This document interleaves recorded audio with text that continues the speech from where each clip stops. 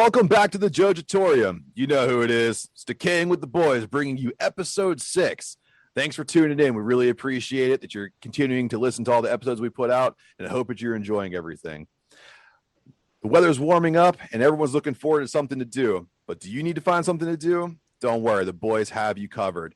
The Barrel and Flow Fest is scheduled to hit the Berg from September 10th through the 12th. Formerly known as Fresh Fest, Barrel and Flow Fest will be a celebration of Black arts and artists.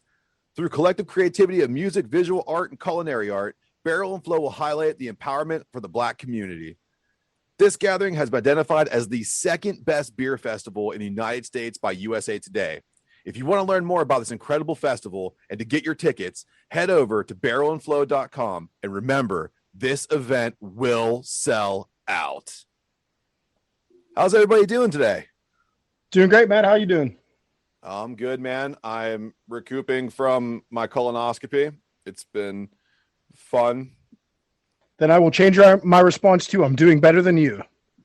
I think most people are at this point then. I never understood what people would say when like, oh yeah, when you get anesthesia, you might get a hangover. And I was like, oh, come on. Like, I drink triple IPAs. I feel pretty good the next day. Dude, I have a headache that goes from one eyebrow to the other, and I can't get rid of it. It's crazy. You're coming down off those oxys. Yeah, man. I'm addicted now. Jesus Christ. Should have video recorded them. Like all those YouTube videos. Yeah.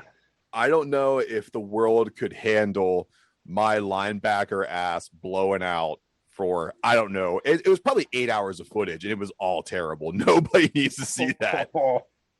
Yeah, man. The doctor was impressed, though. He could actually see his reflection in my colon. That's what he said. It was pretty nice. It was, yeah. Congratulations, I guess. Thanks, cool. Man. Good story. I'm trying to get some awards. So, speaking of awards, we are nearing the end of this terrible bets of doom for Adam and I. Alabama has abandoned us. Baylor is hanging on to only smite us. Josh, can you please take us through the remaining bets of doom? I got nothing. I wasn't even drinking. But I'm not excited for it because we're getting our asses handed to us. Yeah, I'm ready for Josh to just Kevorkian us here. Oh yeah. The Vunder twins are doing terrible right now. So just a quick recap of where we stand before I get into how the Final Four shaped out. When I introduced it, I said that we went up against a coin flip, and I also put Jay Bilas bracket in here too. Not Skip Bayless. Skip. He's an asshole. Jay Bilas. I still stand on fuck Skip Bayless. 100%. I agree. Yeah. So looking at this now, there's no way you guys can win. So I'm sitting pretty at 760 points with a max of 1,400. The Vunder twins are at 510 with a max of 670. We don't even break 1,000? No, we suck. No, you guys can't even beat me at this point. You are ahead of the coin. Okay. There we go. The coin's at 490. And they can't do any better. So you're telling me that we're only slightly better than a game of chance? Yes. Oh, good See Lord. what collusion gets you? Yeah. We thought it was going to get us like a really funny bit, and then it just didn't work. We're so God, Matt, if you picture and picks, I'd probably be drinking everything next Saturday. Well, I would say at least I get to drink some terrible 40s with you. Yeah, are you a merciful God, Josh? Are you going to let us know what we're drinking Saturday, or is it a surprise? I might pull what you did with the Smirnoff and ask you, and then just completely flip the script on you. Yeah. It's only because I forgot and needed to buy something at 1 a.m. the night before. So at this point, I'm even doing better than Jay Bilas, who's sitting at 690. Wow. So not to toot my own horn, but you guys were done from the beginning. Maybe one of us will pick you up a Burger King crown. There you go. Yeah. So what you hit on, Matt, you're right. You guys have one team remaining in the Final Four, and that's Baylor. Yeah. You guys, because your Final Four was... But you have them too, right? Like I do. Fucked, I do. Yeah, we're fucked. Yeah, so no matter what, we can't surmount a comeback. No, because you guys had Kansas, Alabama, Baylor, West Virginia. Yes. And it ended up Gonzaga, UCLA, Baylor, Houston. I think West Virginia can come back, Josh. Maybe. Yeah. I have faith.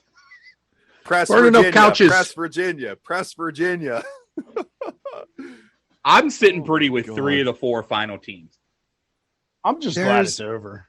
Yeah, man. I think, and this is my well, I guess it's not over. accusation. We still have to It is not, it is yeah. for our purposes, Yeah. but for the rest of the world, it's still going until I think Tuesday. Well, and I'm going to just root for Baylor at this point because, I mean, they're the only team left in my Final Four, so I'll root for Baylor. And that's not the only reason. That's not the other reason. You've told us I the last know. 2 weeks it's because of Chip. Yeah, I love Chip.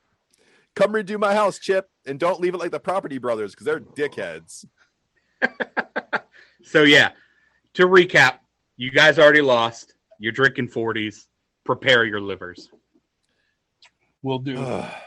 I've been And- practicing all week this week.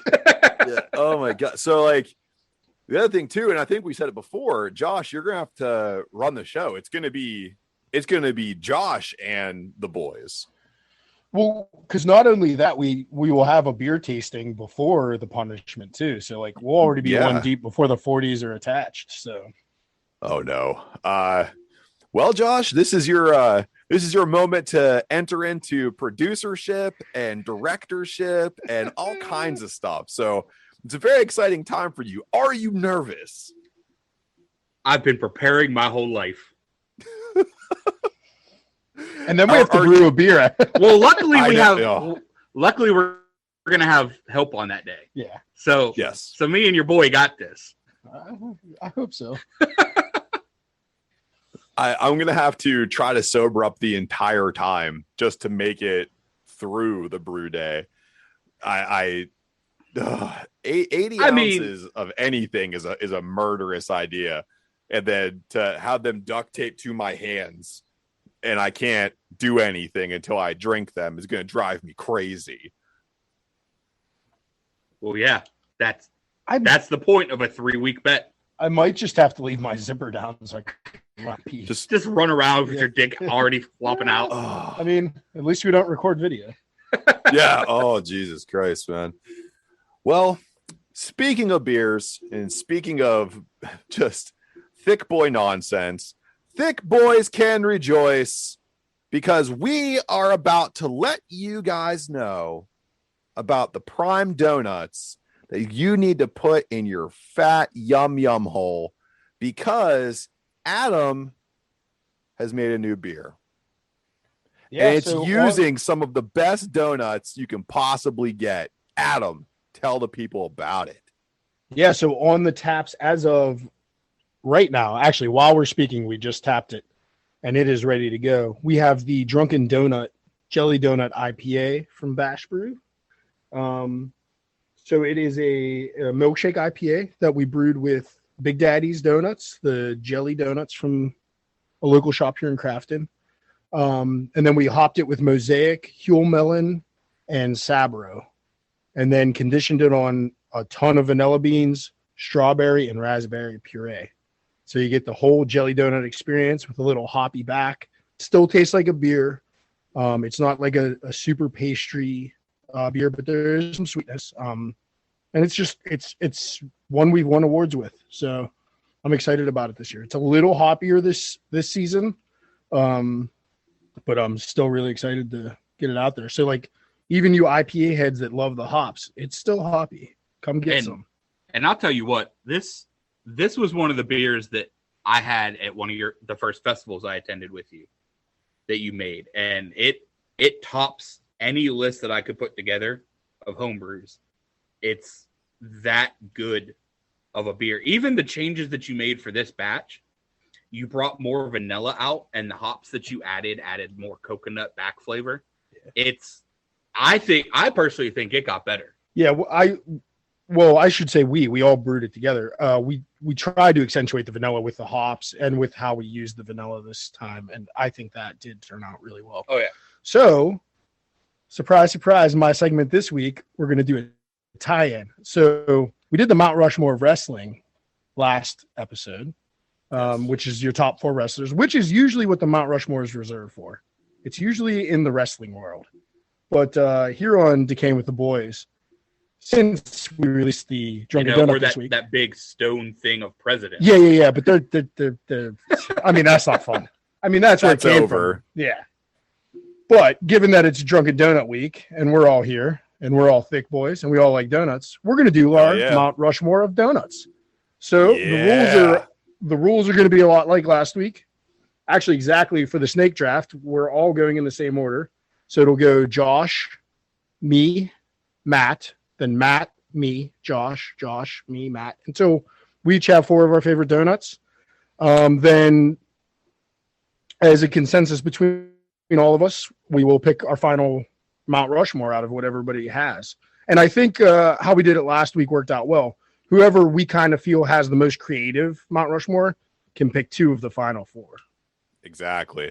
And if you guys remember when we did the Mount Rushmore of wrestling, Josh, progressive social justice warrior gay nerd over there, was pulling out the stops. So I have high expectations for you in this donut game, buddy.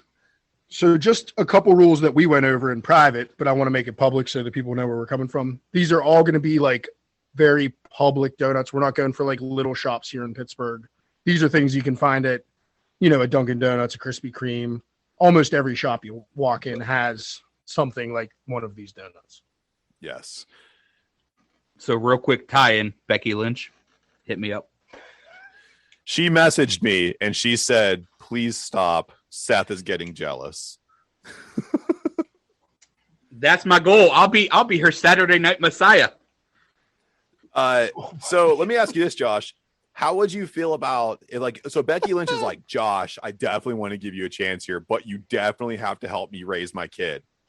Are you down? Yeah. Or do you pull the old switcheroo and somehow you get Seth to take primary custody of the kid so you can have Becky all to yourself? Could you imagine? I mean, those are both good options. Can you imagine Seth's kid waking up in the morning and be like, "Good morning, Dad. Hey, Dad." He's so annoying. I could not do it. No, nothing with that man's genes gets me. No, I'm not scared of being the stepdad. We're good. Well, another thing too is it's not like you're a stepdad to just some kid. You're the stepdad to 2 of the most recognizable professional performers in America, in the world, really. I mean, it's kind of cool. Oh yeah, that's why I'm for it. Yeah. All right. So getting away from Becky Lynch because I don't feel like getting sued, but I would love that cease and desist. I can never get away from her. Josh, let me know what kind of donut you're going to pick. And I tell you again, I have ultra high expectations for you because of how you represented your self-proclaimed lack of knowledge of wrestling in such a profound manner in the last episode. So please. Oh, I know donuts, sir. Yeah. And that's why I'm very excited for this. So I'm coming out of left field with my number 1 pick, but this is my go-to anytime I go and get a fucking donut. I'm so passionate about this. I'm already cringing over here. My teeth hurt. I'm clenched so hard. If I have a choice between anything and this, I'm going with the French curler from Dunkin' Donuts. The fluffiness, the egginess. It's a little pillow of fucking heaven. It is. It really is. Throw a little glaze on there, make it a little sweet. So can I tell you my fat boy trick that I do with those particular donuts? Put them on your penis? Take them. That's just me? That's just you. I cut them in half and I fry an egg with some cheese. Oh, you monster. I am a monster. And I'm going to tell you right now, it's so good. And I'll tell you, that's not something you can have every day. That's after No. you go drinking with the boys for a while and you need something to kind of soap it up. Come to Daddy's house. I'll make you some treats. Yeah, So- I will say French curler was definitely in my top 4 somewhere. Yeah. So I'm gonna have to adjust already. And that is my favorite donut with a dark cup of coffee, just dark black. Oh, the dunk in it. Oh yeah, it's so good. Yeah. I'll normally, like, when I go and pick up donuts for the office, Yeah. I'll get like just give me 2 dozen or whatever's. Yeah. But I'm definitely throwing at least 4 French curlers in a separate bag because Daddy's eating those on the way to work. Yeah. So I would do that with the donut holes. Like I would always get donuts for like a team that I supervised, and I'd be like, oh yeah, just throw like 10 of those munchkins in a bag too. They like those too. And I was like, bah, bah, bah, bah, bah, bah, bah. I like how I went 4 French curlers. He's like 10 little donut holes. Yeah, just You little 10. priss. You Just fucking 10 little I mean, those- munchkins. Those curlers have a bunch of air in them, so it's I mean, that's true. Yeah. They're very pillowy. well, good. I mean, good one right out the gate, man. Yeah. I told Josh- you yesterday I was Josh coming is killing us. swinging. You are, man. All right. So Well, that means you're up, Adam. you done? All right. Here we go. Well, it should be nobody's surprise what I'm going with, but I am going with it has to be glazed or white iced jelly donut. And I'm talking strawberry or raspberry. Not like, because there's some with like lemon and stuff. No.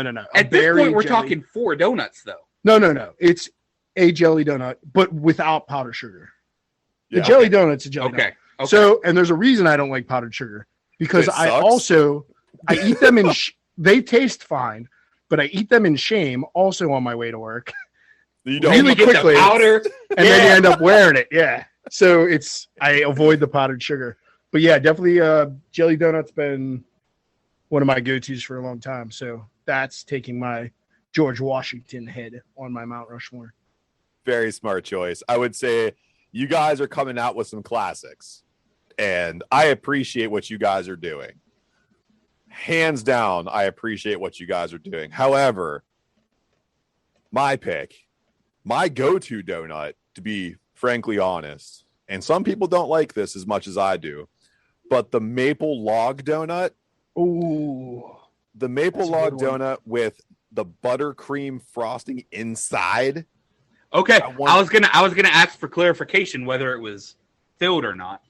Yes, it is filled. And if you get them unfilled, you're a fucking monster because that's a dry piece of like chewy caramel. You need to have the filling on the inside. And the reason why I like these ones so much, first and foremost, I like maple flavored stuff, but this is like perfect for dunking in coffee of any size because it can fit right inside the cup. So for me, that's my go-to, man. And plus it's shaped That's like fair. a dick. No. Maple bars are fantastic. Yeah. I'll give that to you. So if you go to like, I know we're not doing the smaller shops, but if you go to some of the smaller shops, they'll put bacon on it too. Yeah. those are killer. Oh yeah. As a variant, yeah, put bacon on top Yeah. of that bitch and watch Daddy sing. Because we're not going small time, there's a place in Virginia. I'm not 100% sure if it's up here. Duck Donuts. They just got here. Did it? Yeah. Okay. I didn't know how big of a chain this is, but they're completely customizable donuts. And it's all on the cake donut. That thick, Ooh. just Yeah. you eat 2 and you gotta unbutton your pants. Yeah. Cool. That's like I love they going probably to just got up here like bakeries. the last 2 years. Okay. Yeah. And that's why I love going to bakeries, like even like not great bakeries, because if the donuts are fresh, it doesn't quite really matter. As long as they didn't burn them, they're going to be Right. great donuts. But because it's a snake draw here and I get to Oh, pick shit. my next donut, Yes, sir.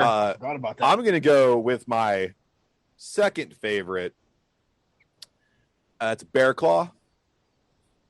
Nice. Big old I was Bear gonna Claw. ask next time I come up if we're counting the pastries like that, the bear claws, So, the fritters. I stuff thought like about that this afternoon, and like apple fritter is one of my tops, and I was not going to count those kind of pastries, but bear claws, in my opinion, are so close to a donut. I'll allow Yeah. it. but They're that's the made only same one. way. There's no Danish. There's no strudels. No. Fritters. No. I don't know. If you're counting the bear claw, you gotta count the apple fritter. No, because if you do that, then I'm taking it immediately, and you're fucked out of it. Anyway. That's fine. No, I don't think it counts. Because honestly, I'm not a fan of a bear claw, so I don't really. I mean, you two are probably better to argue it out about what it is. Because bear claws are great. I've only had shitty ones. I prefer a pecan braid. Yeah, so I do like a pecan. But all I'm saying is, for me, and when you look at like when you go to Dunkin' Donuts and it's in that case, like if it's not a muffin, it has to be a donut. So for me, if Dunkin' Donuts can say it's a donut, not necessarily true though, because they have cinnamon rolls and shit too.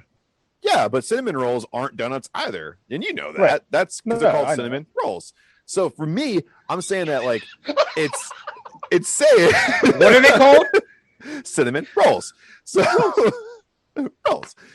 I think because it's like in the case and it says like, oh yeah, you can pick this in your dozen donuts or whatever. I'm like, to me, that's a donut. I can't put a fucking muffin in there. If it's not in the upcharge middle section, then yeah, I will have to agree with that. Okay. I would never teach you guys. I would never. I will concede. I personally want the bear claw and the pastries added because I feel that we have many more Mount Rushmores there with it. But I can hit 4 regardless. Right, exactly. Yeah. So Adam, the ball's in your court, man. Back to you on the snake. Let's do it. So nobody took my number 2. I was kind of between 2 donuts. I'm going to lean on this one, not necessarily because it's my second favorite, but it's tied for my second, and I think it's going to go soon. Oh, I hate you. So I'm going for the Boston cream. Okay. Yeah. Oh, we're safe. We are safe. Damn it. That was mine. Yeah. Josh is 2 and 3. Made it through. God. Hey, so Adam, wait a minute. So when you get your Boston cream, do you get it? Do you get it with like that traditional Boston cream, or are you one that of those custard? assholes? I don't like the white icing with the sugar in it. I like I call it custard, but it's basically like pudding in the donut. Yeah, that's true Boston. Yeah, that's cream. a true Boston cream. Yeah. And then chocolate on the top. Yeah. So let me just say this too. That I'm gonna throw this out there for debate, and you can debate me if you want to. It might be the only thing I like from Boston, or named after Boston. The Boston cream donut from the Giant Eagle Marketplace is hands down in the top 3 Boston cream donuts that you can get in Pittsburgh. I'll get back to you on that. I know I've had one and I know it was good. It might be delicious. I can tell you I don't know about the donut, but they make a Boston cream cake. That's phenomenal. I've had that. I would stick my dick in. Yeah, dude. That thing I would try to impregnate that thing. To make more cakes?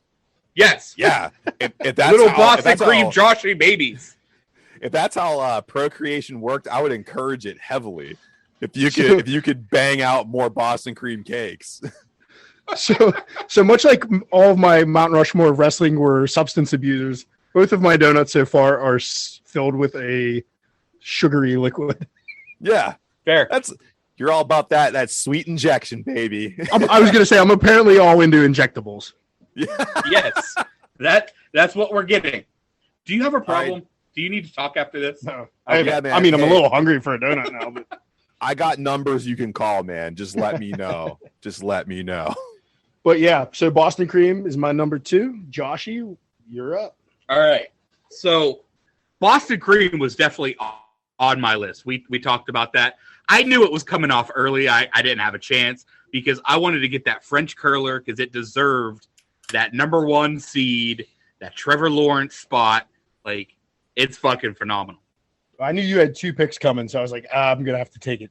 But my 2 were art. So the reason I fought for apple fritter was because I was going to say specifically the McDonald's apple fritter. You know what? Amazing.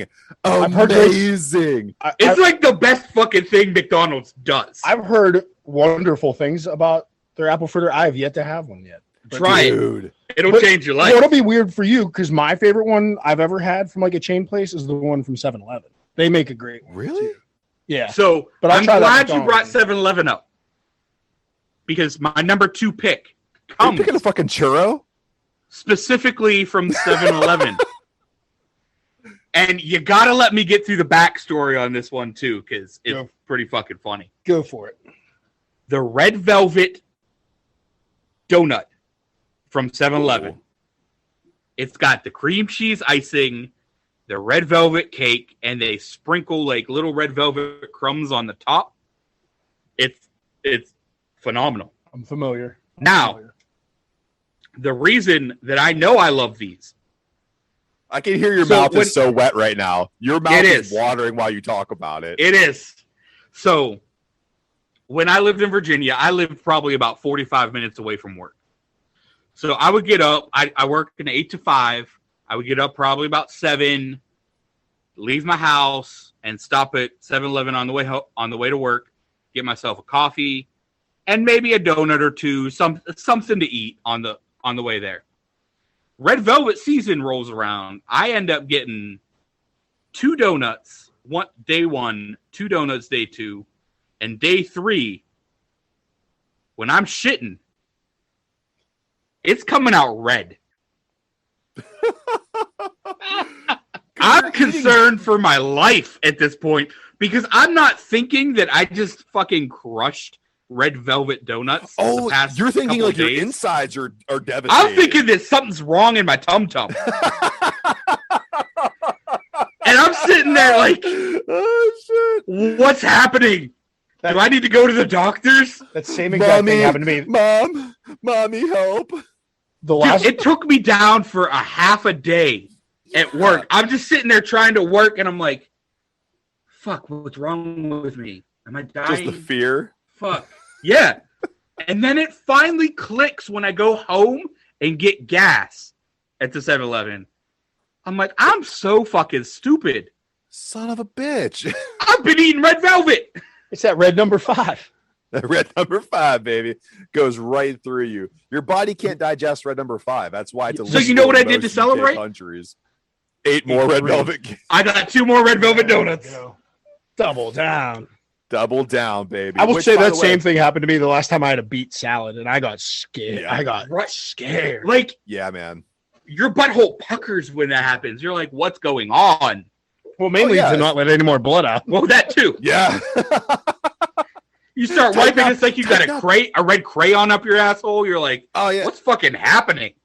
Well, the other thing too, though, because it's so sugary and like your butt's a mess, you're probably wiping. It's like a marker. You wipe and there's more, and you wipe and there's more. And exactly. There's more. Exactly. And you're like, and then it tricks you again. You're like, I'm still bleeding. What the fuck am I supposed to do?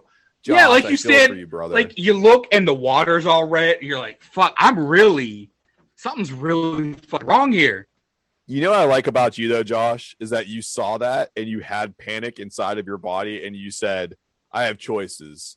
And the choice I'm choosing right now is to ignore this and go back to work. Yep. Make that money, baby. Yeah. So let's get our listeners up. Yes. Yeah. If nobody was getting. I'll have money. It's not like I have money to leave to anybody. I mean, if I die, I die. So spent it all on fucking red velvet donuts and beer. From your South Hole to the North Pole of Mount Rushmore, that was a bad transition. But what's your number 3 pick? All right, so my number 3. Yeah, I tried. I'm still coming out of left field with them because you guys are going more traditional on this stuff. But I do. I mean, with my donuts, I'll give you Bear Claw. Bear Claw's a little unique, but it's a little fancy.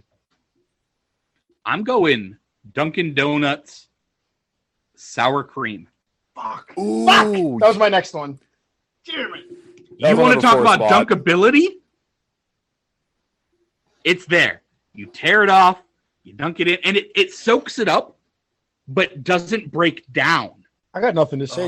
You ruined my number 3 pick. Yeah. And I thought nobody's going to think about that one. Oh, no, sir. Because as amazing as the Dunkin' Donut one is, the one Krispy Kreme does of that same style. Yeah. Oh, my favorite. It might be my favorite. Krispy. See, if you notice my list, I'm specifying right. Dunkin', and 7-Eleven.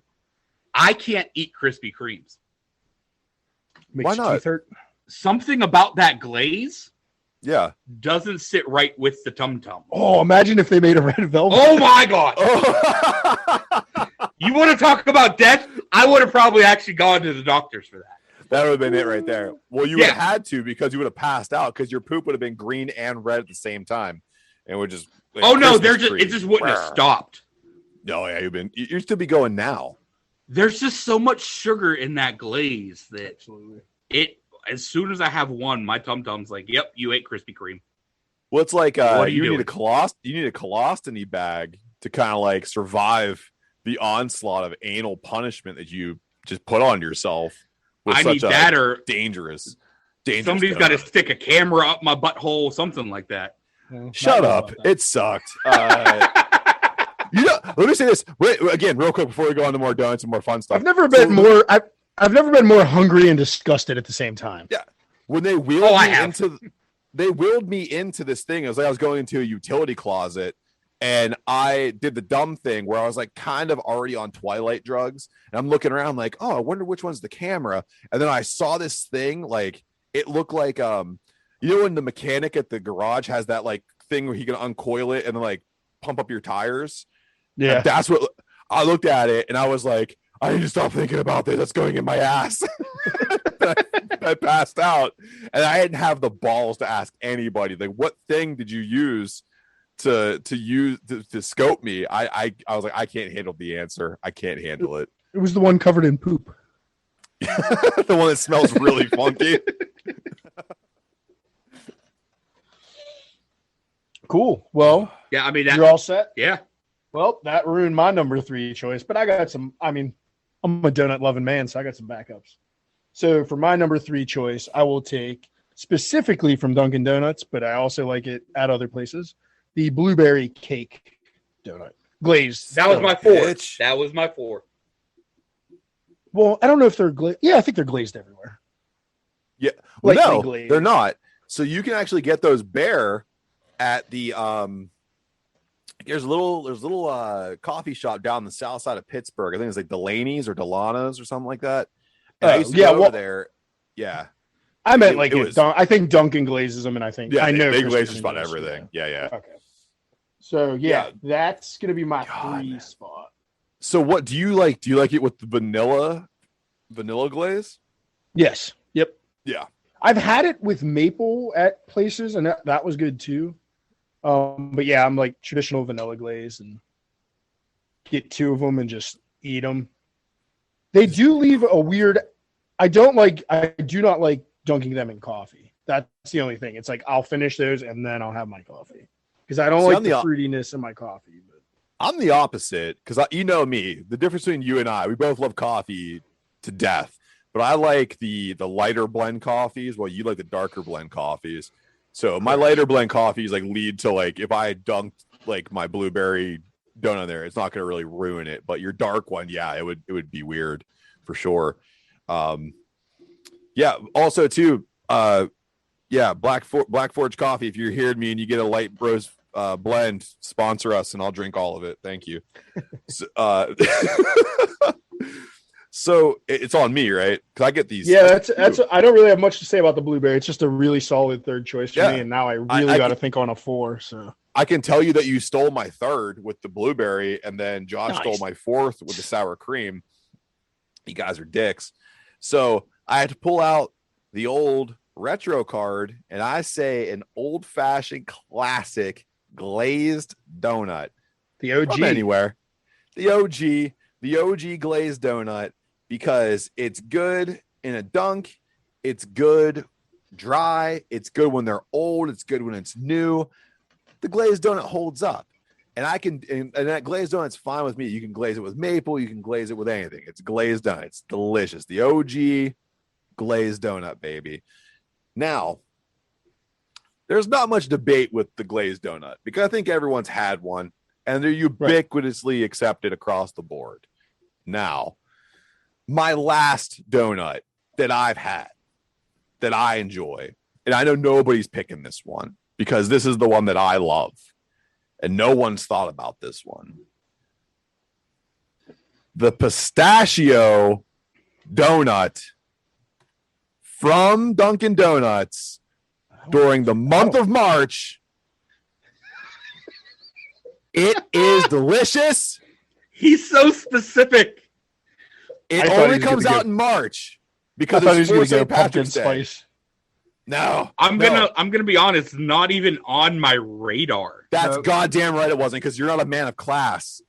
I was If honestly you going to were, have to. you would- I was going to have to make sure that was from a chain donut place. So thanks for clarifying. Yeah, I've honestly never even heard of it. That's perfect. But more for me. I can't wait. Fuck you. I can't wait for March 2022, baby. Yeah. I'm getting me one. I'm gonna go get a shamrock shake and a pistachio donut. And I hope. And you then blow don't your get asshole concerned out. when you poop green. Yeah, no, I won't.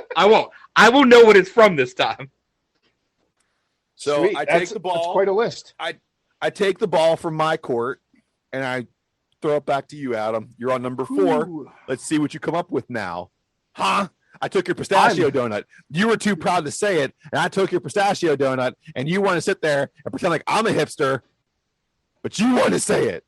You wanted it. But you can't have it. It's mine. You definitely didn't. I mean, I might have gone original glazed. That was a good choice. That is a good pistachio choice, was yeah. not on my radar. I don't think that's a bad donut though. It sounds great.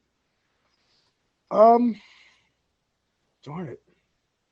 I'm really running thin. No, I won't do that because Josh still has a pick. So I'm not going to eliminate what I was thinking of. But I already know what it is. You can eliminate. I will pick I feel like I'm really forgetting like one of my children right now. But I do always go back to this donut, and it is a tried and true classic, maybe just one step away from the original glazed.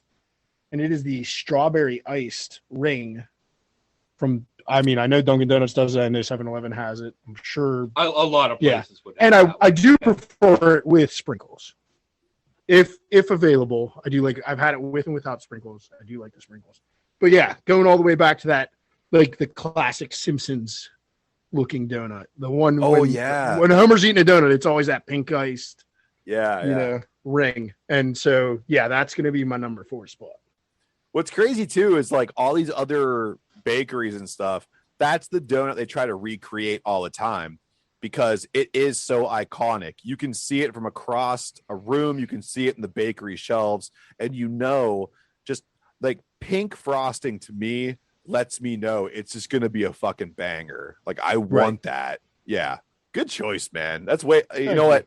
In terms of like OG style stuff, I think the Simpsons pink style donut is up there. Like if you had to like actually put a top 3 together, it's got to be up there bumping heads with the OG glazed. Yeah, that one's definitely leaning away from my like personal favorites because sour cream is definitely taking that spot. Yeah, but just for its.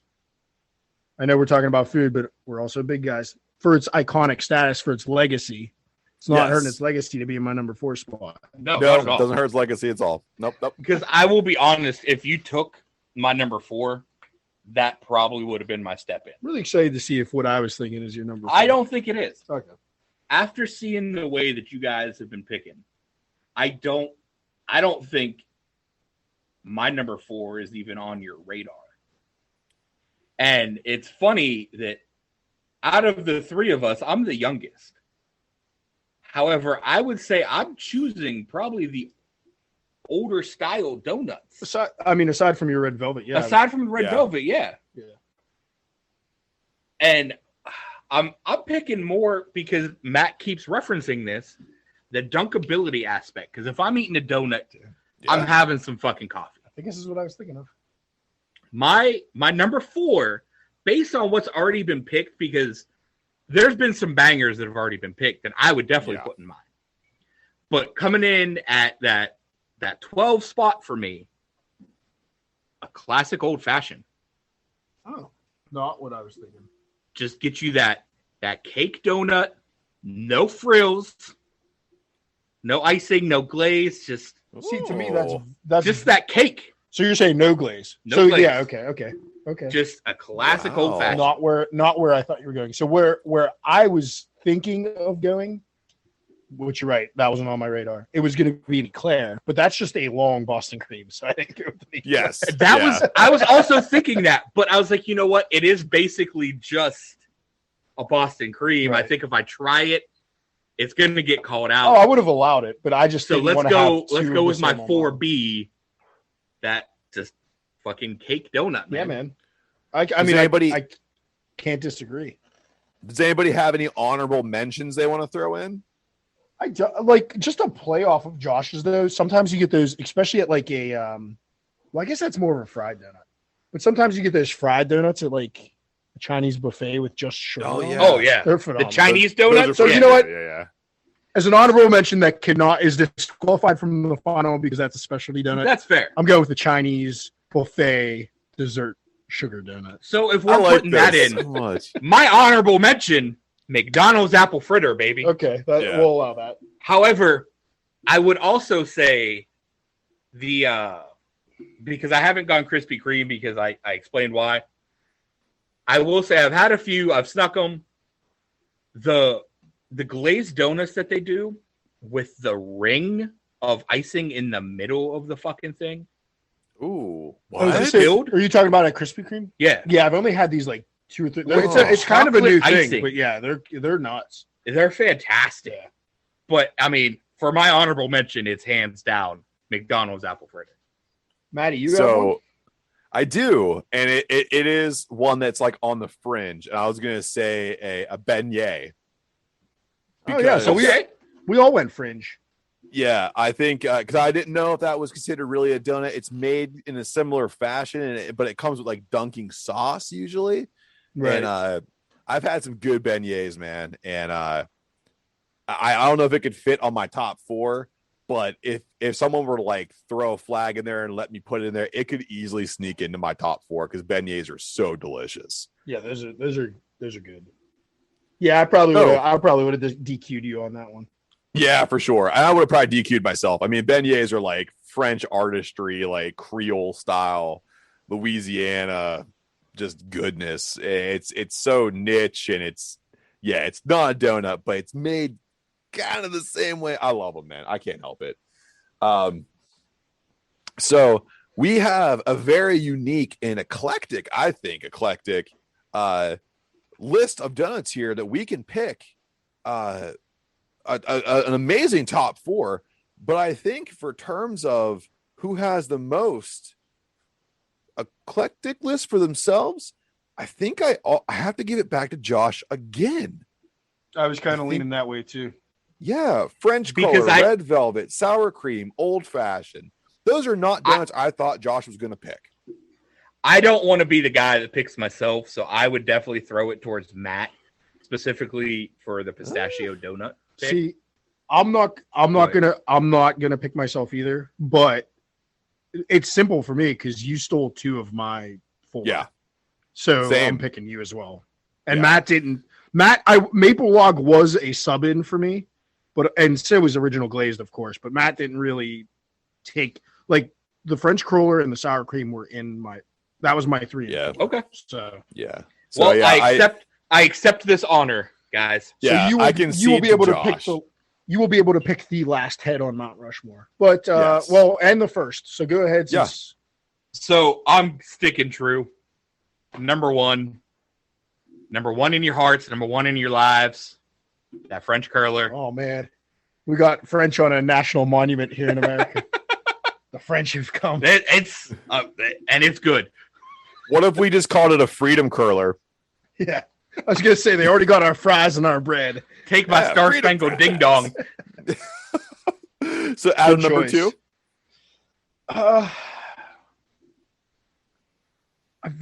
I don't know. I'm stuck between 2 of mine. I'm just gonna go for the classicness of it, more so in pop culture, and more so in my taste buds. I'm gonna put the jelly donut on Mount Rushmore. I was gonna say, to clarify, it doesn't have to be from our individual lists, though, right? I think for our pick, but that for our fourth pick, that fourth can be- pick's okay. anywhere. Yeah. Okay. Yeah. So then for me, looking through all of mine, I'd be a real asshole if I took pistachio and put it up there because I think I'm the only one that ate it out of the 3 of us. And boo, pistachios, so lame. But I think that it'd be a very wise choice because Mount Rushmore is supposed to be built on history. So I would pick the OG glaze because It's a staple. You can dunk it, you can eat it, you can lick it, you can stick it. So I pick OG Baby. Like it a lot. So, Oh, this is a lot of pressure. I don't like it spot, anymore. You got 9 remaining donuts. Because I've got Yeah, one man. from each of our lists that I could legitimately fill out the Mount Rushmore with. Throw a And I curveball and choose a Chinese donut.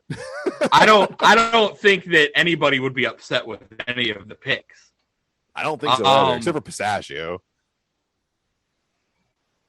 I'm also gonna go with Adam's reasoning on it. It was on my list. I just didn't get to it quick enough. And I'm putting the Boston cream up there. There you You just go. made me very happy. I was between Boston cream, sour cream, and bear claw. It's good to get one up there with a little bit of chocolate But- in it too. You know? But the Boston cream was if that wasn't taken, it was probably going to take the place of the old fashioned. So I gotta ask you guys then. So Desert Island, you're shipped away like you're gone for 10 years on Desert Island. You can only take one donut with you. Which one is it? it's Becky like Lynch. it's like one and it's gone, or it's one and you have to eat it forever.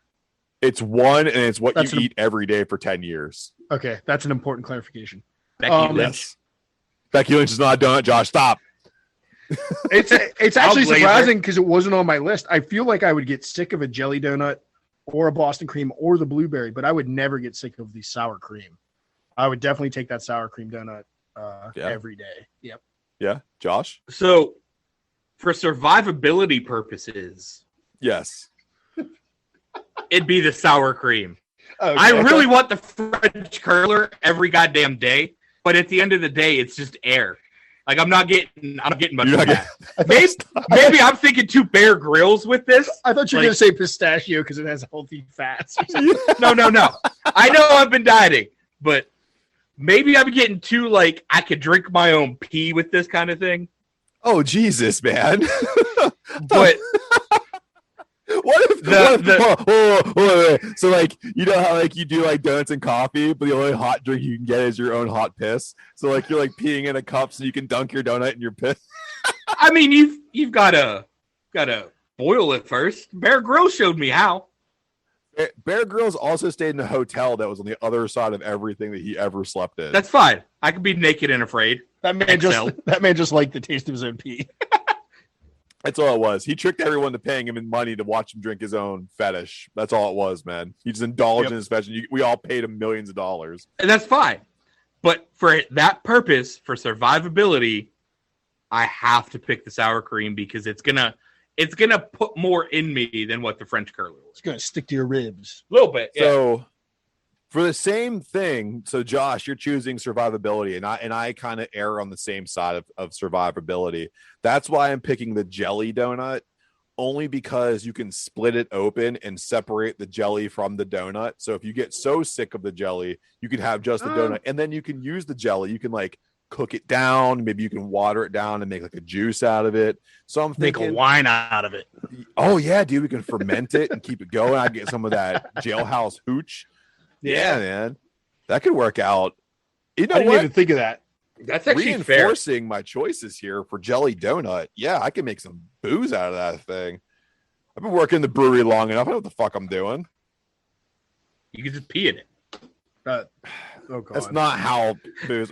So we're gonna take a break now for ads. So I feel that it we'll would be back. if you peed in it, it would taste like kombucha.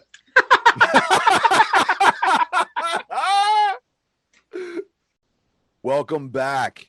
Thanks for hanging in there for the ads. And hopefully, don't forget that Adam still has a beer on tap with Couch. It is still available. It is still in cans. And the fact that it's not drank dry is your fault. So get out there and get your hands on it. Clouds over California, baby.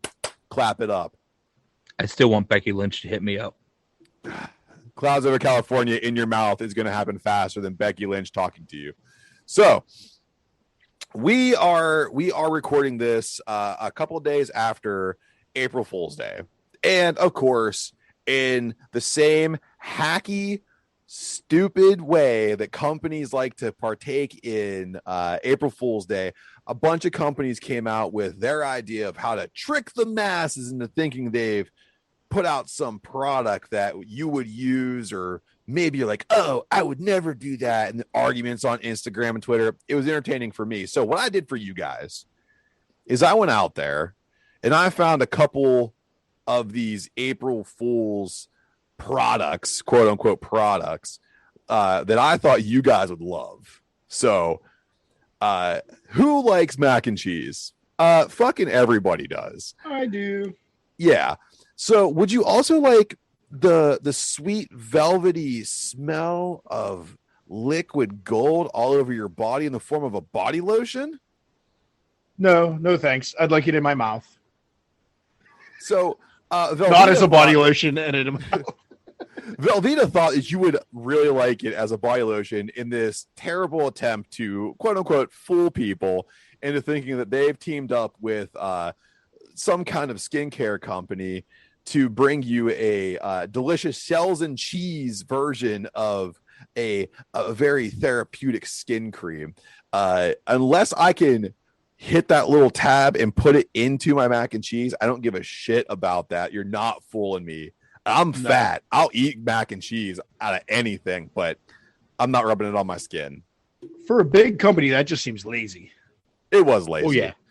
It was. Now, that's not to say that there's a company here that I didn't know, but I'm very excited about. It's called Siggy's, SIGGI''S. Now, they are known for yogurt. They're from Iceland, and it's a great company. But they tried to come out with fish jerky, so cod and haddock flavored jerky. Now, this is one of the products I would actually probably use. Nope, I'm out on this one too. I do know Siggy's for their yogurt, and I'm good with that. But yeah, I'm selling on anything seafood related. Yeah. I'm the same way, Josh. I feel that if you gave me a nice dehydrated piece of cod and I could bite into it and chew on that little bitch for a while, I'd be all about it. So I think for this one, oh no, I said I'm selling. Oh, selling. Well, I'm eating this. I would eat this. No. Yeah, definitely. No. So, what about the vegans? What do they get? How about the Jolly Green Giants attempt to fool the masses with cauliflower peeps? I've had cauliflower pizza. It's okay. Cauliflower peeps, kiss my ass. I have a question. Did they actually market it as vegan? I'm just saying vegan only because, yeah, I mean, like, so excuse my ignorance, but vegans, they only eat plants. Yeah, but I think well, vegans go deeper. Like they don't eat dairy. They don't eat byproducts of I guess animals. marshmallows would be. Yeah. Like they wouldn't eat eggs. Dude, I'm down though. They won't drink milk. I'd eat cauliflower peeps. Oh, wait, I hate peeps. If they're sugar coated, I'm out. If is they're just actually marshmallow is the question.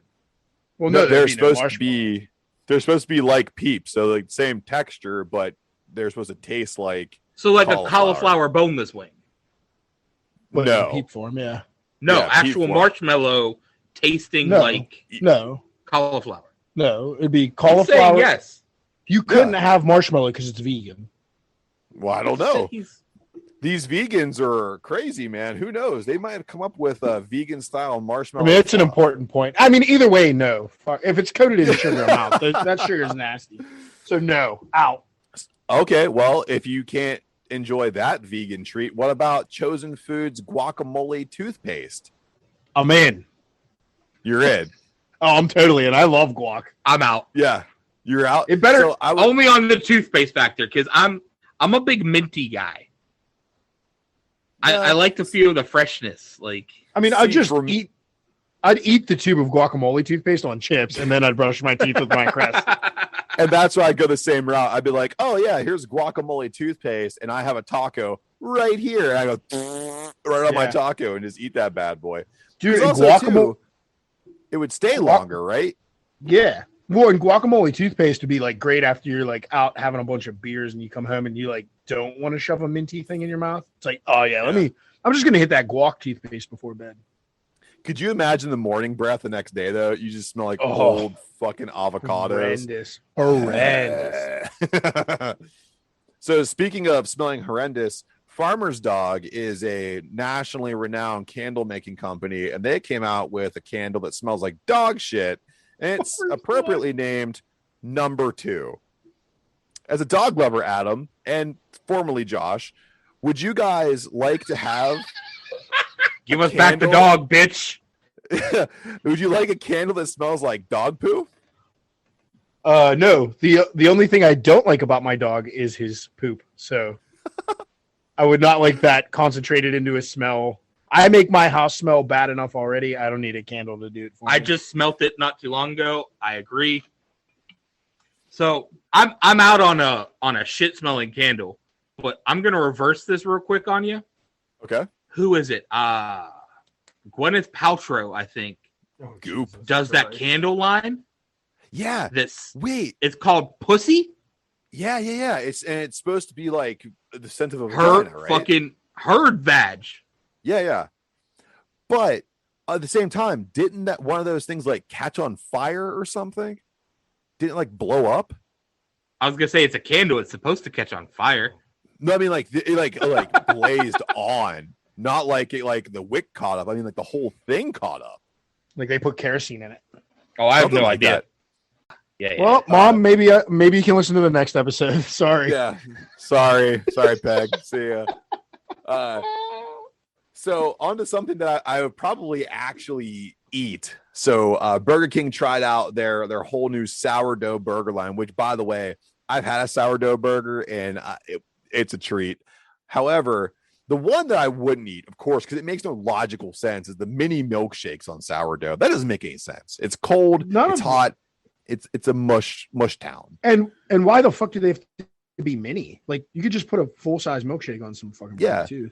I don't quite. Well, also too, once you start putting so many minis on a sourdough, isn't it just a fucking milkshake because they're all just blending together anyway? Yeah, absolutely. But the one that I would eat here, and this isn't like they should try this out, the cheesy tots on sourdough. Yeah, I'm down for that. Yeah, yes, 100%. Yeah. They need to do something actually to get me back in their doors at some point. So go for it, Burger King. Green light that, because could you imagine like you get that thing because they don't have hot sauce, but could you imagine like getting that, taking it home, and like taking the top bun off and putting like rooster sauce on top of it? Yeah, or a little bit of chili. Oh yeah, dude. Listen, Burger King, hit us up, decayingwtb@gmail.com. We will give you the R&D that you need to succeed. We got ideas. Just give us a promo code or something, and then we'll call it even. Like DWTB 10% off your order. I don't really care.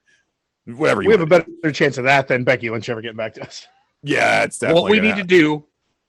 We need to invite them to the tailgate party we'll have this summer, where we'll be flinging them French curler burgers. Invite them? You mean Burger King? I want the fucking king. Me and the king will get drunk and chase down Bob Nutting together. Dude, so I want to just imagine like we send it out there. We're like, oh, the Burger King can show up and just hang out with us. And this dude in a plastic mask just shows up. He's like, where are the bitches? It's terrifying. So Lego also tried this whole April Fool's thing, and they talked about smart bricks. So once you because everyone has stepped on a Lego at some point in their life, and it's a nightmare. It hurts like hell. Yeah, it's worse than an attack, if you ask me, because I can take a tack out. It's fine. Legos last a while. Now, their idea here is that the Legos, after you put them down on the ground for a while, they scatter like bugs. I don't trust it personally, because it sounds like fucking Skynet is becoming active again, and I don't need Arnold Schwarzenegger showing up at my house asking for my mom and then blowing my brains out because I wanted Legos that get out of the way of my feet. See, I like this one only because of all those nerds that I don't even know what it's called that build that stupid Star Wars plane. Yeah, it's a plane.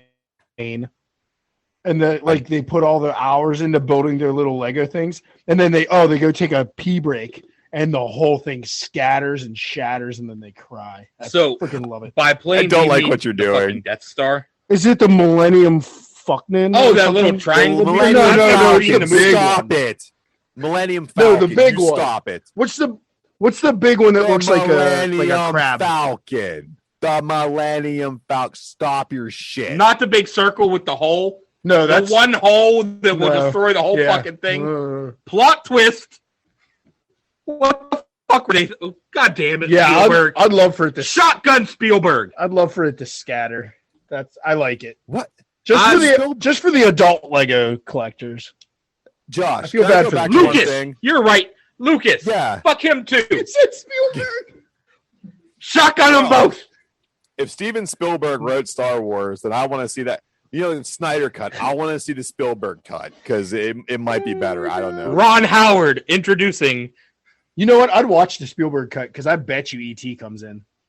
Oh yeah. Well, they tried to E.T. would have to get involved. They tried to introduce E.T. in because they did the original trilogy, and then they did the first three that were terrible, and there was a little cut scene where you could see E.T. in another spacecraft, and he's pointing at Jar Jar Binks or some shit like that. They tried. It didn't work. Yeah, this is about where I want to blow my brains out. Oh, the original trilogy. Blah, blah. Who the fuck starts on number 4? So hey, what's the next one? Fuck Star Wars. Jesus Christ. So I'm gonna tell you guys right now. Fuck you guys. God. I don't think I'm on the side of you Trekkies either. You Star Trackers. That sucks too. When Babylon 5 guys. When they come for you guys. Cancel culture can't touch us. It's not cancel culture. They pale in comparison to the sci-fi nerds that you are afflicting right now. They're gonna come for both of you. Well, I'll hire some LARPers as security, and they can beat them with the cardboard swords. They can all nerd off in my front lawn. I'll confuse them with some sports statistics. I only have so much room in my. In all honesty, I only have so much room in my nerdom, and it's all wasted with pro wrestling. Which is fine. It's totally fine. All So nothing against Star Wars, but I would love to see somebody just cry. I mean, I'll geek out over some Marvel, but yeah, I'm out on that too. What?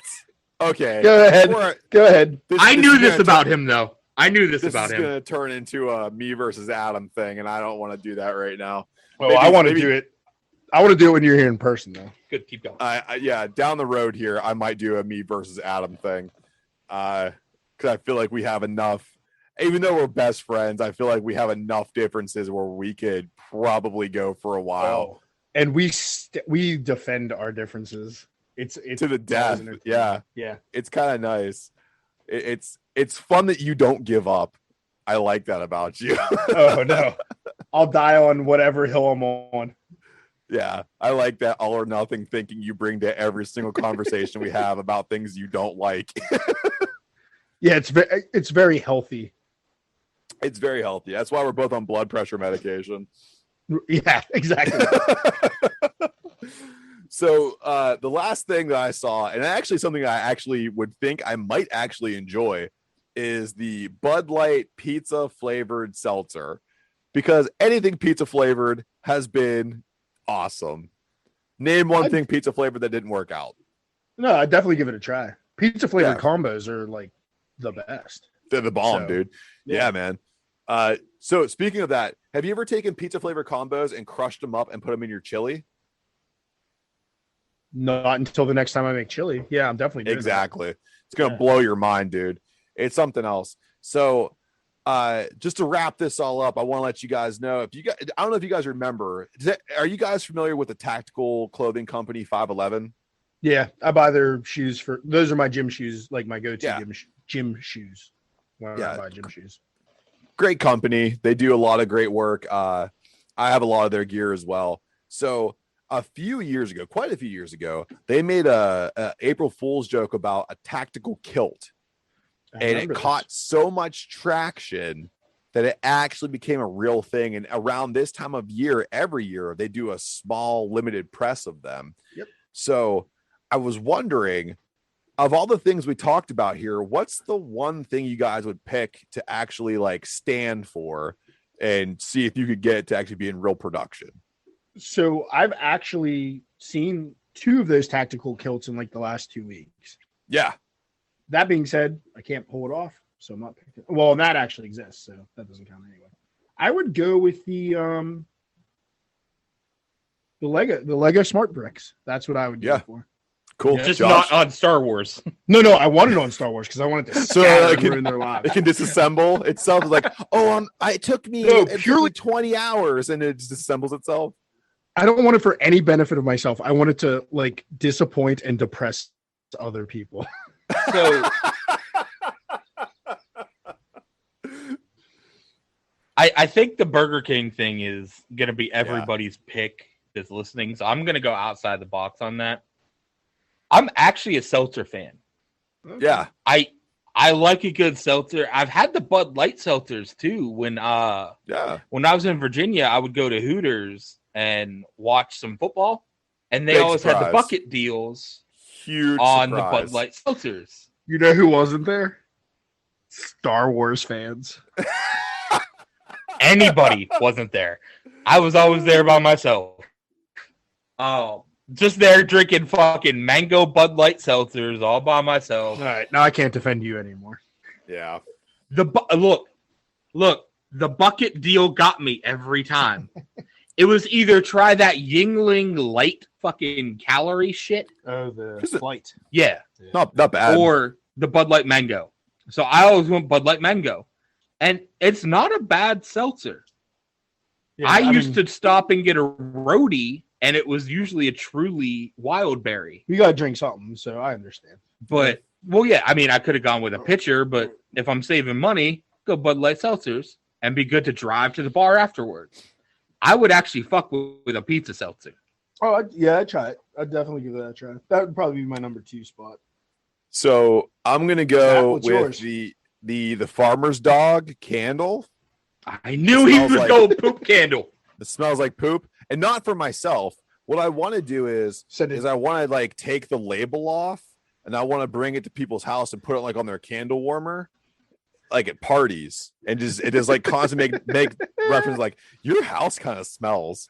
Because I want to see how bad they freak out. Like it kind of smells in here a little bit. And I know you'd be vindictive as hell. You'd like take it to like one of your supervisor's houses and just be like, dude, you make more money than me. Why does your house smell like shit? Yeah. So, oh Jesus. So marketing idea. Yeah. Let me eat a shit ton of red velvet. Okay. And I'll just shit into some jars for you, and we'll call it a candle. Oh my god. So moving on to the next segment. So this is the moment where I say about all the nice things about all of our listeners and all just shotgun that whole segment. Going back to all the people that listen to us. Thank you so much. We don't get to do this without you guys listening to us. So if you could like, subscribe, share, do whatever you want to do with it. Tell people about it. We're on all major platforms. It does help us out. And it also helps us out when you send in your emails and questions and when you want to seek advice from us, because we do want to hear from you guys and we want to try to help you out as much as we possibly can. We've said this from the rip. We want to do this for you guys. We have fun with it, hands down. But we know that if no one listened to it, it would just be the 3 of us talking to each other like we normally would do anyway. So thank you guys for listening to us, and thank you for sending in all your questions and emails. With that being said, we do have some pretty interesting questions and someone seeking some advice, and it's a pretty legitimate question. But let me get to the first one here, and I think we can all kind of jump in on this. So the question was, you guys talk a lot about alternatives to cable, and I'll say I believe I do that a lot. So which ones are you guys relying on, and what are the positives and negatives of the different companies you guys are using? So I'll start it off that I cut cable going on like 7-8 years ago. Mm-hmm. So it's really been about streaming for me since then. And a lot of it is just finding the right channels. Like when I had cable, I knew what I watched and I knew what I liked. So it was about finding the streaming services that offered those shows. So like if you look at my Google TV, it's a lot of just like I've got the HBO Max, I've got Peacock, I've got Discovery Plus. Because I do a lot of the Food Channel, I do a lot of HGTV. Yeah. That's where me and you we align alike a lot right there. HGTV and Food Network. I feel like you and I could veg out for a while on those. Great American Food Truck Race. Oh, it's such a good Great show. Food Truck Race. I love that show. Such a good show, man. I also agree on the Discovery Plus, but it's more for the trashy reality TV. The Food Network. I love everything on there, and then the ID channel because I love murder shows. Murder. HGTV. You know what? I hope Chip shows up on the ID channel someday. You know, on the victim role. God damn it, dude! It's so mean. The reason I'm getting into HBO Max a lot now is that a lot of the shows that I liked to watch are on HBO Max. Like they just went out, they decided that they were going to try to compete with Netflix. Yeah. And they bought a bunch of shit from people. And they now own the rights. Like one of my favorite TV shows, I know the question's coming up in like 2 questions. One of my favorite TV shows growing up was Friends, which is now on HBO Max. HBO Max. Yeah, that's cool. So like I'll sit there and I'll watch that when I'm working because I've already seen them all. So I just listen to it as background. I get that. We can never date. And they got Game of Thrones on there, all the seasons. I'll sit there and watch the early ones because after they got outside of what the books covered, it just becomes trash. But yeah, it does. But it's, you know, I think it's one of those shows where you invest so much into it, you have to see where it goes. You spend so many years, like The Walking Dead. I don't particularly like all the episodes right now, but I've invested 10 years of watching this damn show, and I have to watch to see how it ends. I love the comic books, but yeah. That's where I got lucky when I jumped into Game of Thrones. It was literally before the final season. So like I was binge watching the whole thing. Yeah. I binged months before the final season. So I didn't invest all that much time in it. I was maybe 3 months into it and we started the final season. So I wasn't as upset with the way that played out as other people who had to wait 2 years between season 6 and season 7 just for that trash. Yeah. That's exactly how I did Breaking Bad, by the way. Couldn't be happier with my decision. Yeah. I watched Breaking Bad. I finished the Breaking Bad series on my the day before my wedding because I couldn't sleep. And I was in the hotel room and I had Netflix and they finally put all this stuff on Netflix and I watched the whole thing. I caught up to it on Netflix and then like I finished it right before the final season was going live on AMC at the time. So it was like I just rolled right into like, oh, I'll watch the final season with everybody else. But I mean, to answer the question specifically, I mean, you can get away with just doing your basic like Netflix, Hulu, because there's enough on there that you can definitely find something that's got 10 to 15 seasons and you're covered for a couple months at least. Especially if you pair that with a digital antenna now, like you'll get all your local news and like the bigger sports games and everything with the digital antenna. Yeah. So. I mean, even if you don't get the local games, you can go out to a bar or something and watch them. Right. I do a lot of Googling when it comes to news, and you can just watch fucking like CNN or Fox News or whatever one you support is. I'm not going to get into that, but you can watch whatever you support just online. True. Yeah. Yeah.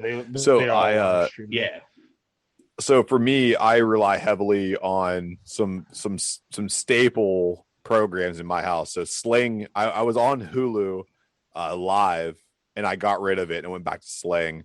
Hulu Live was awesome for local channels and the DVR was pretty cool, but they nickeled and dimed you so much that you ended up at like $90 for nothing.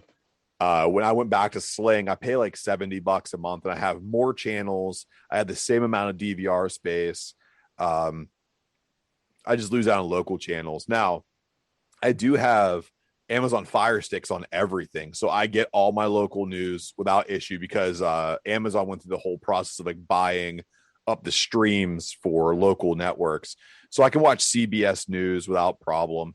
And like football games and stuff, like I buy the NHL channel because I don't like how it's covered through AT&T Sports. I'm not a fan of it. I agree. So I want to get the national stuff. So I'll do that. Or I get to listen to like the opponent's broadcast, which is sometimes kind of fun, especially when you play Boston. Those announcers are fucking crazy, and I like listening to them because they're completely one-sided. Well, I mean, even in like this year's season, you've got divisions and they're only playing the teams within the division. Like if I want to watch the Golden Knights, who are basically the fucking Penguins of the West, I get the NHL package. What I normally do is I split it with my cousin. He buys the MLB package and I get the NHL package. Smart. Yeah. So we just share our logons and go about it that way. Yeah. Which so another idea for this person. Yeah. So the last thing I'll say too for Sling, personally myself, as a fan of horror movies, you can actually add on Shudder TV to Sling TV now for like $4 a month, which is down from like the $7.99 a month it is to have just the app. So I just bought it, and I've already binged a ton of stuff on Shudder through the channel selection on Sling. I'm a personal fan of Sling. I really enjoy it. So if you like having live TV and you want a lot of choices at a decent price, I personally promote Sling. I love those guys. And then having Amazon Prime helps you out immensely with your local news.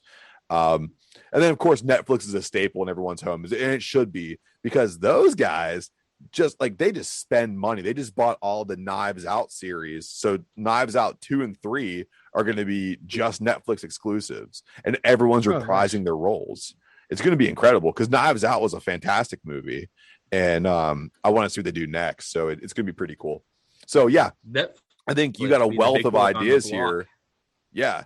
So I think you got a wealth of ideas here. You know, we have guys, you know, the three of us, between the sports packages that you can look at, the live TV options you can look at, and you know, just the ability to now anymore go on Google and find your local news and everything. You can do that without issue. And then the digital antenna, if you live in the city, I unfortunately cannot use a digital antenna. It doesn't work for me. I can't get anything because I'm out in the middle of nowhere. So you're in the sticks. I'm in the sticks. We just got the internet. So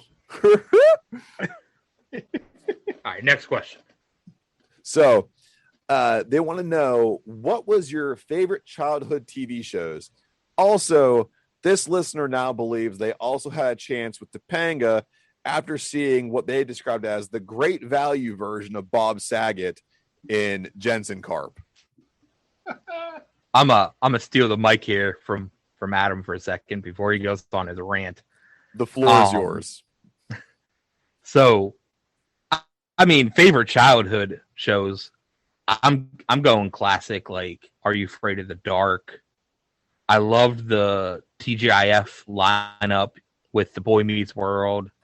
I even went into like the Sabrina, the Family Matters, Full House, Step by Step, all that stuff. But I mean, if I really had to pick one, it'd probably be The Boy Meets World. Only because I mean, I grew up around that time frame that it was really popular, and like I was always around the age of Sean and Corey, so like I kind of identified more with the stories that they were putting out as the seasons progressed.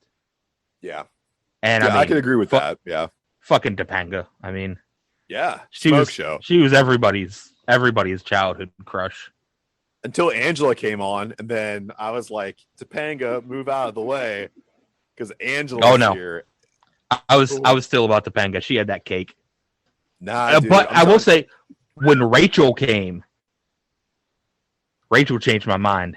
I'm still not even. I'm telling you right now, for me, it's going to be Angela all day. She was such a beautiful woman the whole time. Anytime, like, she was strong, she was empowered, she was beautiful. She didn't take anyone's shit, especially Sean Hunter's, and I loved her for it. Angela for life. I mean, even going outside of the women on the show, you had Feeny. Yeah. Is that the principal?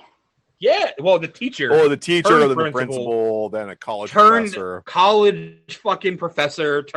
He was just there through their entire goddamn life. Did you ever hear the Off conspiracy? again, at least. No. He was always on. But did you hear the conspiracy theory that he was like actually a serial killer and he was trying to stalk all the people on the show? Well, he's terrible about it. He followed them forever and never killed anybody. He was the neighbor. Yeah. Yeah, but like it's like the idea is like, oh, he wanted to kill Corey Matthews, and that's why he kept following him and finding points of importance as he went through. When you think about it that way, it's kind of spooky a little bit, and I kind of like that shit. That makes it better for me, yeah. Yeah. I like that. So for me, I guess it's like in stages. So like when I was really young, like as a kid, it was G.I. Joe, Power Rangers, and like I'd always watch The Simpsons with my dad. So like it was a lot of animated stuff early on. And then like in my teen years, probably when Josh was watching Boy Meets World, I was into like Freaks and Geeks was the big one that I identified with. So that one was just huge. I mean, I liked kind of like the Breakfast Club movie from since I was a teenager because I identified with it. And Freaks and Geeks was just an even more updated, like realistic vision of that. Like, so it was kind of like that teen drama shit, but it was funny and it like picked up on characters that the other teen dramas at that time didn't really notice. So yeah, that would be pretty much all mine. I mean, as a kid, I watched so much stuff, it's hard to remember. But yeah, Freaks and Geeks really stands out in like that early teens time period in my life.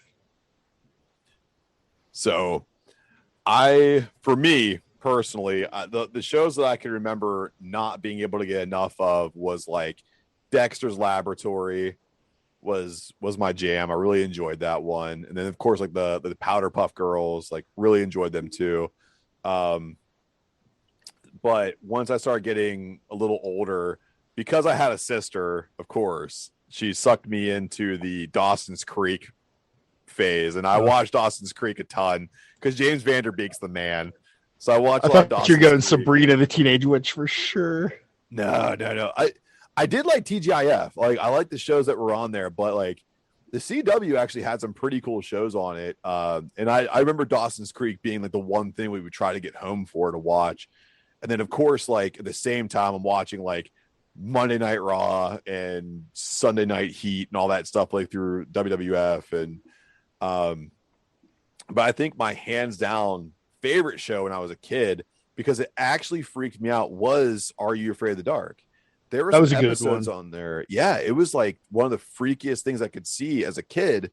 And to this day, there are some episodes that they won't recast because they don't meet the TV Y7 rating or some shit like that. They would have to rating it, if that even makes sense. They'd have to make it like a TVMA for what they want to do with it. I like Legends of the Hidden Temple and Guts too from Nickelodeon. Legends of the Hidden Temple was awesome. Yeah. Always with those temple monsters. The Silver Sharks, baby. Dude, what was Blue Barracudas, the Orange Monkeys. The Omek. Omek was the Did dude, you know right? that they Omek, yeah. Did you know that they rebooted Are You Afraid of the Dark? Yeah, they did, and I watched it, and it's not bad. It's not at all the same. No, it's actually not like a broken up like time frame. Yeah, it's like an episodic series now. Yeah. Each episode isn't its own story. I think that it was 3 or 4 episode seasons, and each season is its own story. Yeah, I don't know. It just seemed like watered down American Horror Story to me, so I couldn't get in. Yeah, it wasn't nearly as good as I remember. I remember like whenever they would like, I knew as a kid when they threw that, whatever the hell that stuff was on the fire and it sparked up, like I was going to get freaked out about something.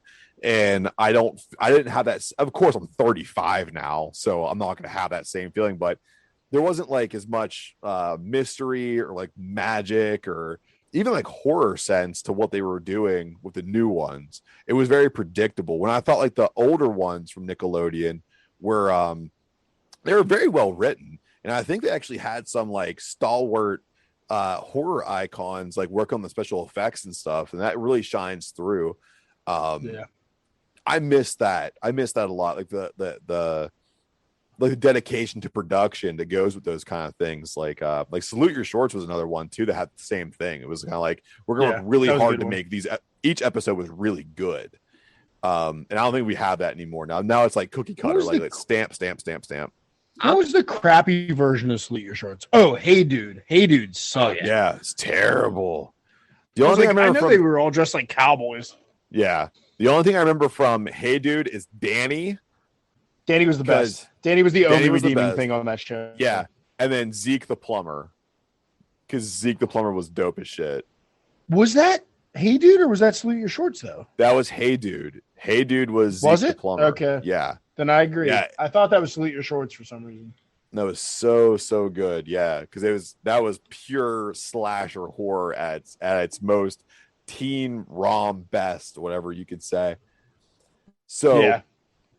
The last one here is as the three of us continue on this wonderful journey of podcasting, do we have a dream interview for the podcast? Well, we'll just give Mike. We'll give the mic to Josh for 10 minutes to talk about Becky Lynch. Yeah, do I even need to answer this? Yeah, you get stuck. I gotta think. Adam and I are going to take a pee break, and then we're going to leave Josh talking about Becky Lynch. Sorry, Becky, for everything he's about to say. The opinions of Josh. Oh, I'm a gentleman. Reflect the same opinions of. I'm a gentleman, sir.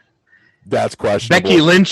Becky Lynch is a lady. She deserves to be wooed, and I will woo her during an interview any day of the week.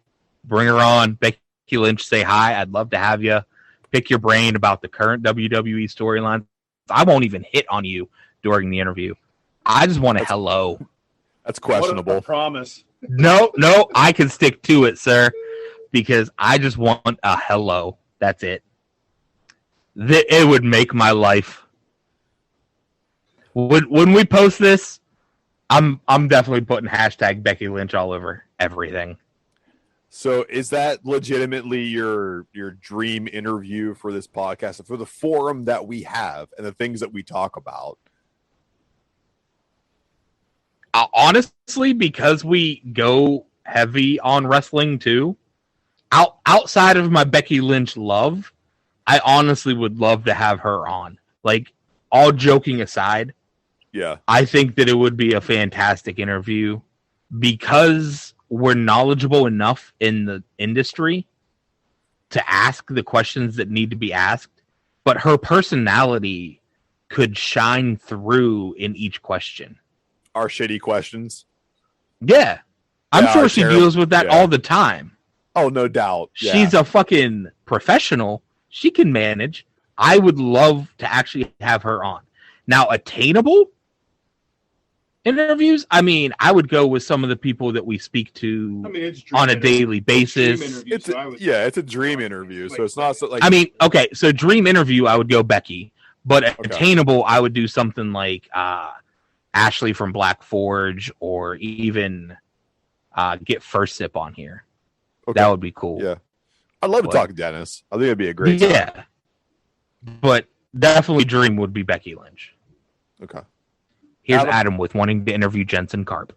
So, I'm glad you clarified in the middle of Josh's, because my original thought was Ozzy Osbourne. But after you said, for doing what we talk about and just being a good interview, I was like, Ozzy Osbourne would be a terrible interview. He'd be like just wanting us the whole time and mumbling.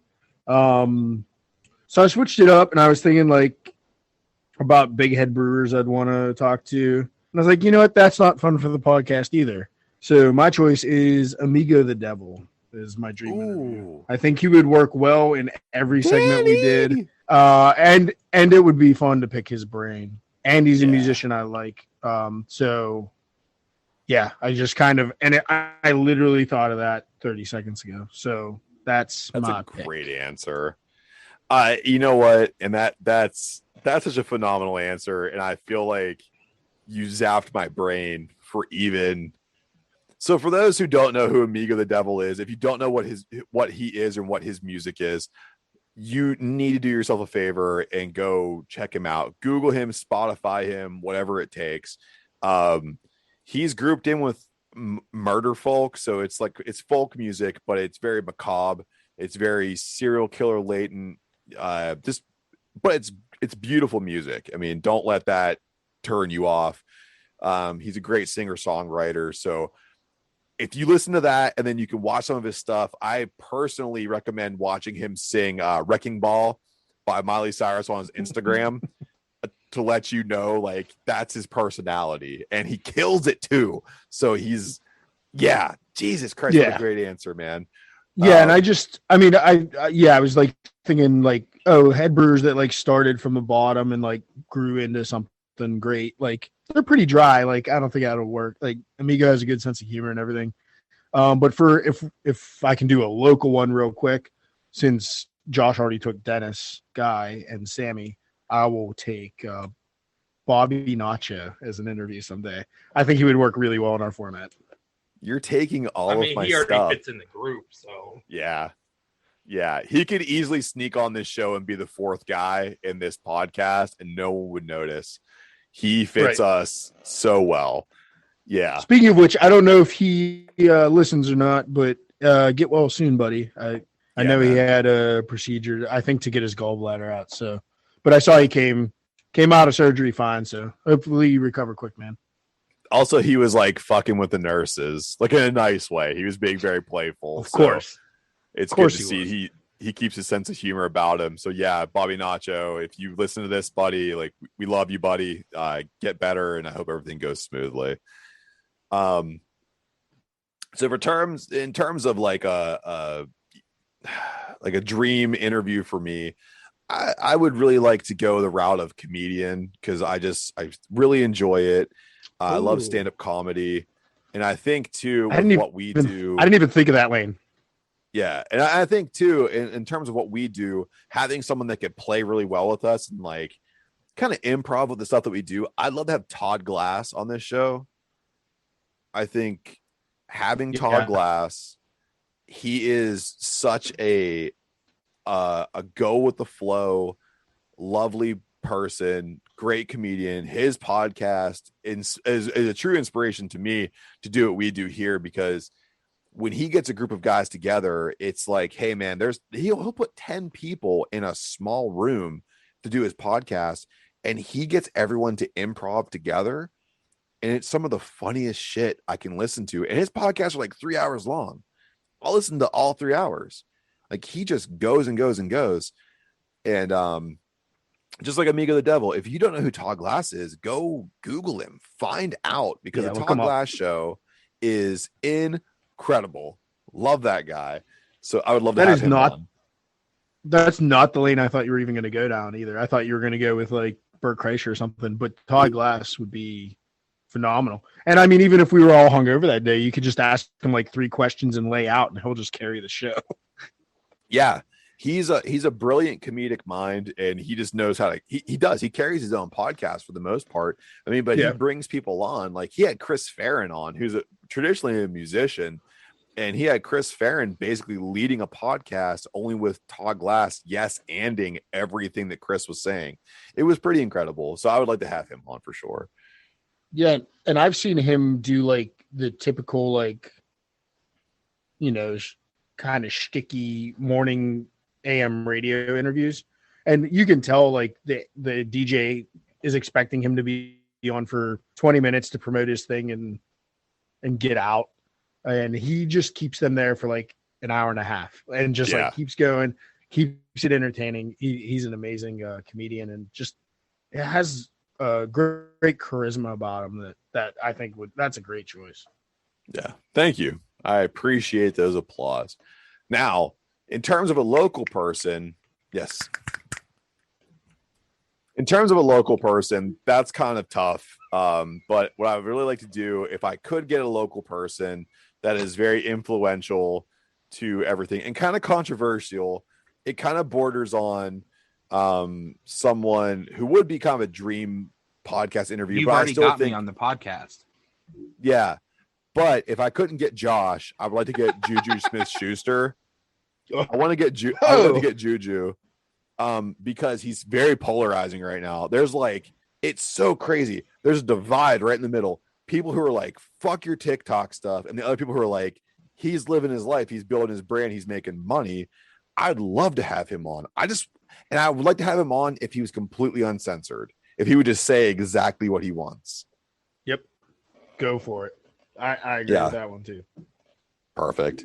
So, hey, any of you guys, Amiga the Devil, Becky Lynch, Juju Smith-Schuster, Todd Glass, Dennis Guy, if any of you guys, Sammy, if you want to come on and you want to talk some shit with us, follow us, Decaying WTB, on all social media, decayingwtb@gmail.com, and we'll get you on whenever you want. So love every single one of you that we mentioned. And if you want to get on this podcast, we'll put you on ASAP. Becky Lynch, hit us up. So the last bit of listener stuff that I got here that I thought was pretty cool, because I feel like we've all had this opportunity in front of us at some point or another. It's an advice seeker. So this is the email that I got. Greetings from San Diego, boys. I live on the East Coast and have been enrolled in my master's degree program for accounting for over 2 years. I am 1 year away from getting my degree, but a job opportunity popped up in Josh's hometown of San Diego. The way Josh describes it makes it sound like an opportunity I don't want to miss out on. Plus, all that GTA helicopter crashing shit that Adam talks about gets my blood pumping. Should I put my master's degree on hold and cash in on this employment opportunity, or should I stick it out, get my master's, and then look for employment? Thanks, boys. Oh, I fucking hate this reference to that. So easy for me. If that job in San Diego is anything you have any passion for, fuck your master's in accounting. Coming from an accountant with an MBA, it's useless, and I'm miserable, and I drink too much. And just do what makes you happy, man. Even if you don't know, just go figure it out. You can do your master's, if you don't like what San Diego has to offer. I don't know what the job is in San Diego. I might even push you harder if I knew what it was, but just chase the dream. And I also don't know how old you are, but if you're younger than 30, just chase it. Just do it. Don't get stuck. Just keep moving forward. Well, coming from the perspective of somebody that didn't do the whole college thing, instead I joined the Navy and I'm now attaining my degrees that I need, I would say accounting's tough because I did try that and I've taken a couple accounting classes, but I would say stick with your degree plan, because coming from the kid in San Diego, it's no different than bigger cities, and this is fucking expensive. So unless you got the bankroll, don't do it. Just don't. So I kind of hit the middle ground on this because you're supposed to be the tiebreaker. So I think that my advice is solid, though, because it's all about taking advantage of the situation. So I am a guy that I have a master's degree, but it's in criminal justice administration. So wildly different than accounting. But the effort's there. It did take me about 2 years to get mine. So I would say, if that job in San Diego is the thing you actually want to do, and also being in San Diego sounds incredible, you should go be in San Diego. I don't know what your home life is like. I don't know if you're really breaking away from the monotony of a small town. I came from a small town. Being in a small town sucks. It sucks until you're an adult and you want to settle down, and then a small town feels great. But when you're, like Adam said, if you're in your 20s, get out there. It's fantastic. Yeah. And don't forget, we're in COVID times. Use this to your advantage. Can that last year of your master's degree be done online? Can you flip? Can you flip that master's degree? Yeah, flip that master's degree to an online education. You have a year left. What's the last year of your master's degree besides preparing your dissertation or whatever they're calling it? You can gather data from anywhere to make your final thesis statement. See if you can push it to online, because if you're a year out, you've already paid more than enough money into it. You're going to owe that money anyway. And if you can flip it over to an online degree and be in San Diego and working at a job that you like and having longevity after you get a master's degree, why not try to have your cake and eat it too?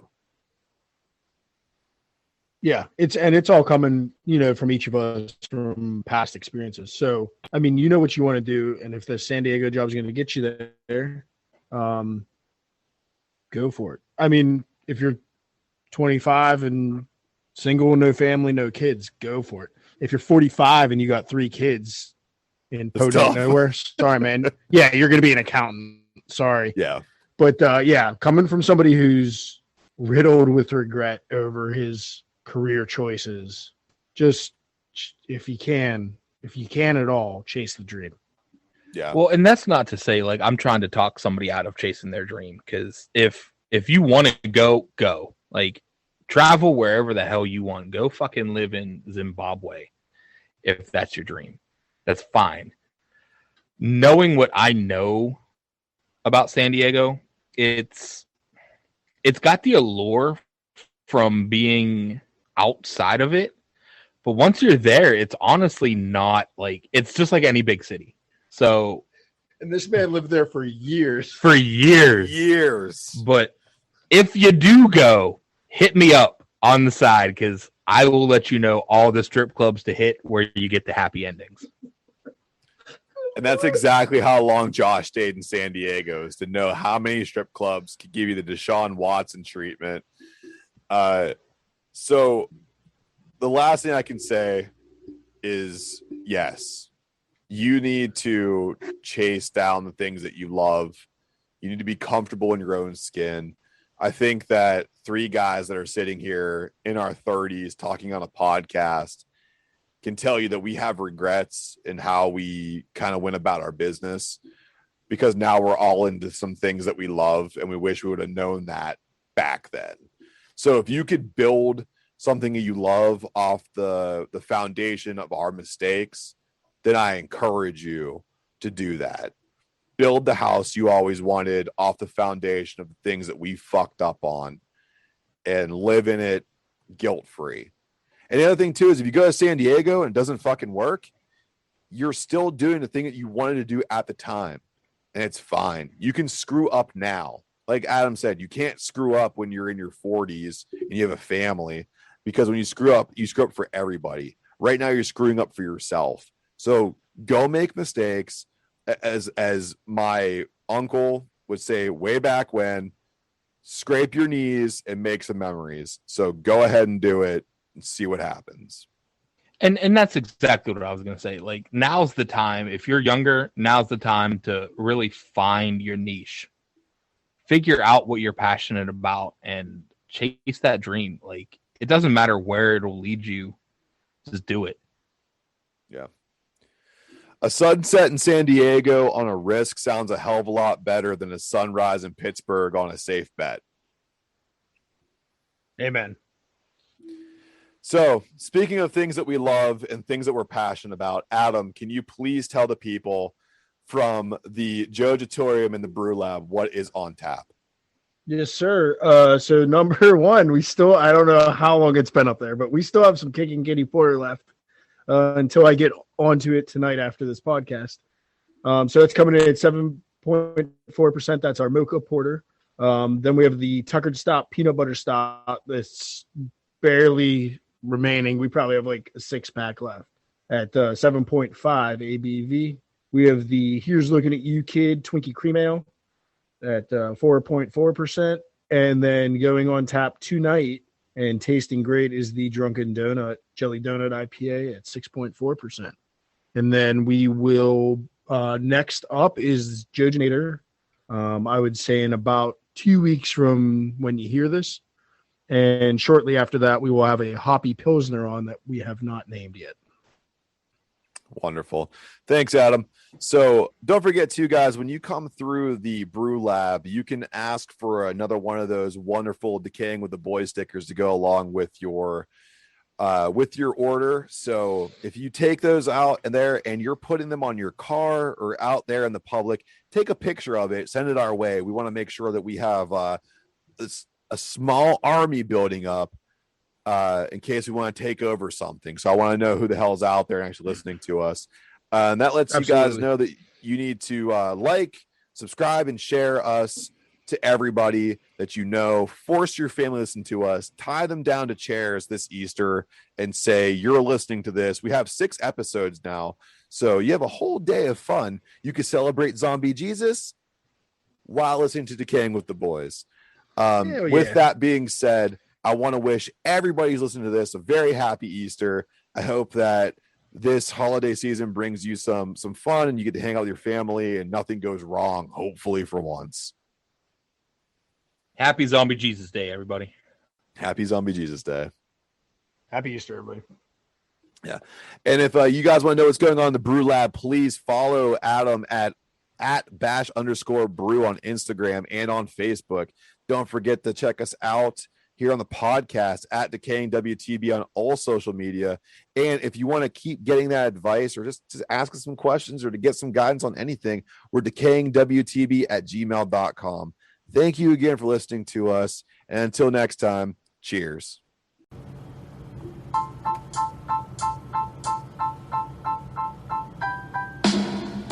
Well, that's it. The end to another episode Decaying with the Boys. Thanks for tuning in to listen to us. You can find us on Instagram at DecayingWTB, and please keep sending in those listener emails, decayingwtb@gmail.com. If you want to continue to find out what's happening in the Brew Lab, follow up with Adam's Instagram page at @bash_brew, and we're always on Untapped at @bashbrew. Until next time.